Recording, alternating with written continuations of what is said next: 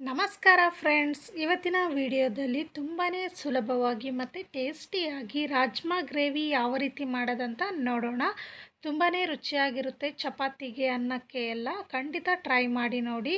ಇನ್ನೂ ಯಾರು ನಮ್ಮ ಚಾನಲನ್ನು ಸಬ್ಸ್ಕ್ರೈಬ್ ಆಗಿಲ್ವೋ ಸಬ್ಸ್ಕ್ರೈಬ್ ಆಗಿ ಈ ವಿಡಿಯೋನ ಪೂರ್ತಿಯಾಗಿ ನೋಡಿ, ನಿಮ್ಮ ಫ್ಯಾಮಿಲಿ ಫ್ರೆಂಡ್ಸ್ಗೆ ಶೇರ್ ಮಾಡಿ. ಇವಾಗ ಯಾವ ರೀತಿ ಮಾಡೋದಂತ ನೋಡೋಣ ಬನ್ನಿ ಫ್ರೆಂಡ್ಸ್. ನೋಡಿ, ನಾನಿಲ್ಲಿ ರಾಜ್ಮಾನ ರಾತ್ರಿ ನೆನೆಸಿ ಇಟ್ಕೊಂಡಿದ್ದೆ. ಈಗ ಬೆಳಗ್ಗೆ ನೀರನ್ನು ಚೆಲ್ಲಿ ಇಟ್ಕೊಂಡಿದ್ದೀನಿ. ಇದನ್ನು ಒಂದು ಕುಕ್ಕರಲ್ಲಿ ಹಾಕಬೇಕು.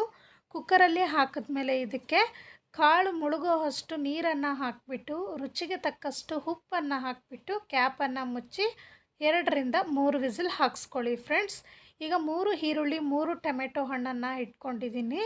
ಈಗ ಈರುಳ್ಳಿಯನ್ನು ನಾನು ಪೇಸ್ಟ್ ಮಾಡೋಣ. ಮೊದಲಿಗೆ ನೋಡಿ, ಈರುಳ್ಳಿ ಪೇಸ್ಟ್ ಆಗಿದೆ.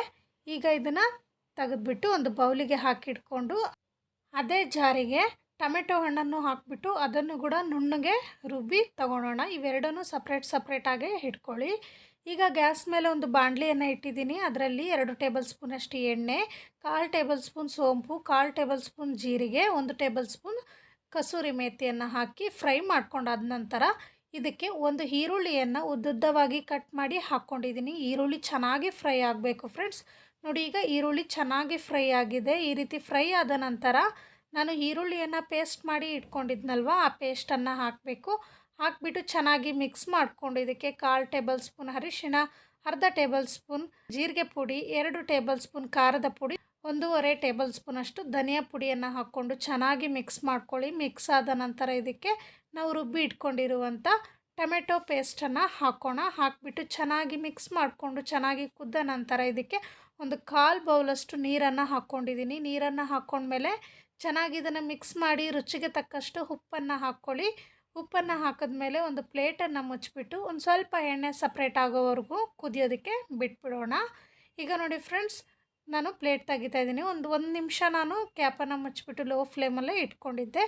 ಈಗ ನೋಡಿ, ತೆಗೆದು ತೋರಿಸ್ತೀನಿ. ಸ್ವಲ್ಪ ಎಣ್ಣೆ ಕೂಡ ಸಪ್ರೇಟ್ ಆಗಿದೆ. ಈ ರೀತಿ ಸಪ್ರೇಟ್ ಆದ ನಂತರ ಎಣ್ಣೆ ಇದಕ್ಕೆ ನಾವು ಬೇಯಿಸಿ ಇಟ್ಕೊಂಡಿರುವಂಥ ಕಾಳನ್ನು ಹಾಕ್ಕೋಬೇಕು. ಕಾಳು ನೋಡಿ ಫ್ರೆಂಡ್ಸ್, ಚೆನ್ನಾಗಿ ಬೆಂದಿದೆ. ಈ ರೀತಿ ಬೆಂದರೆ ಸಾಕು. ಈಗ ಇದನ್ನು ಚೆನ್ನಾಗಿ ಮಿಕ್ಸ್ ಮಾಡಿಕೊಂಡು ಕೊತ್ತಂಬರಿ ಸೊಪ್ಪನ್ನು ಹಾಕ್ಕೊಂಬಿಡೋಣ. ಈಗ ಇದಕ್ಕೆ ಕೊನೆಯದಾಗಿ ಒಂದು ಒಗ್ಗರಣೆಯನ್ನು ಕೊಡಬೇಕು. ಆ ಒಗ್ಗರಣೆಗೆ ಗ್ಯಾಸ್ ಮೇಲೆ ಒಂದು ಬಾಣಲಿಯನ್ನು ಇಟ್ಟು 1 ಟೇಬಲ್ ಸ್ಪೂನಷ್ಟು ನಾನು ಬೆಣ್ಣೆಯನ್ನು ಹಾಕಿದ್ದೀನಿ. ಬೆಣ್ಣೆ ಕರಗಿದ ನಂತರ 1/4 ಟೇಬಲ್ ಸ್ಪೂನ್ ಜೀರಿಗೆ, 1 ಒಣಮೆಣಸಿನಕಾಯಿನ ಮುರಿದುಬಿಟ್ಟು ಹಾಕ್ಕೊಂಡಿದ್ದೀನಿ. ಮತ್ತು ಒಂದು ಸಣ್ಣ ಗಡ್ಡೆ ಬೆಳ್ಳುಳ್ಳಿಯನ್ನು ಸಣ್ಣದಾಗಿ ಕಟ್ ಮಾಡಿಕೊಂಡು ಹಾಕಿದ್ದೀನಿ.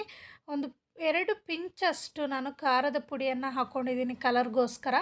ಇದನ್ನು ಚೆನ್ನಾಗಿ ಫ್ರೈ ಮಾಡ್ಕೋಬೇಕು. ಫ್ರೈ ಆದ ನಂತರ ಈ ಒಗ್ಗರಣೆಯನ್ನು ನಾವು ಗ್ರೇವಿಗೆ ಹಾಕ್ಕೋಬೇಕು ಫ್ರೆಂಡ್ಸ್. ನೋಡಿ, ಈ ರೀತಿ ಪೂರ್ತಿಯಾಗಿ ಹಾಕ್ಕೊಂಡು ಮಿಕ್ಸ್ ಮಾಡ್ಕೋಬೇಕು. ಮಿಕ್ಸ್ ಆಗಿಬಿಟ್ರೆ ತುಂಬಾ ರುಚಿಯಾಗಿರುವಂಥ ರಾಜ್ಮಾ ಗ್ರೇವಿ ರೆಡಿ ಆಯಿತು. ಖಂಡಿತ ಟ್ರೈ ಮಾಡಿ ನೋಡಿ. ನಿಮ್ಮ ಮನೆಯಲ್ಲಿ ಎಲ್ಲರೂ ತುಂಬಾ ಇಷ್ಟಪಟ್ಟು ತಿಂತಾರೆ. ಈ ವಿಡಿಯೋ ನಿಮಗೆ ಇಷ್ಟ ಆಗಿದೆ ಅಂದ್ಕೊಂಡಿದ್ದೀನಿ. ಇಷ್ಟ ಆಗಿದ್ದರೆ ಪ್ಲೀಸ್ ಲೈಕ್ ಮಾಡಿ, ಕಾಮೆಂಟ್ ಮಾಡಿ, ಶೇರ್ ಮಾಡಿ. ನಮ್ಮ ಚಾನಲನ್ನು ಸಬ್ಸ್ಕ್ರೈಬ್ ಆಗಿ ಪಕ್ಕದಲ್ಲಿರುವಂಥ ಬೆಲ್ ಬಟನನ್ನು ಪ್ರೆಸ್ ಮಾಡಿ ಹಾಲ್ ಅನ್ನೋ ಆಪ್ಷನನ್ನು ಒತ್ತಿದ್ರೆ ನಾನು ಮಾಡುವಂಥ ವಿಡಿಯೋ ನೋಟಿಫಿಕೇಷನ್ ಮೊದಲು ನಿಮಗೆ ಬರುತ್ತೆ. ಇನ್ನೊಂದು ಇಂಟ್ರೆಸ್ಟ್ ಆಗಿರುವಂಥ ವಿಡಿಯೋದೊಂದಿಗೆ ಬರುತ್ತೇನೆ. Keep watching. Thank you. Bye bye.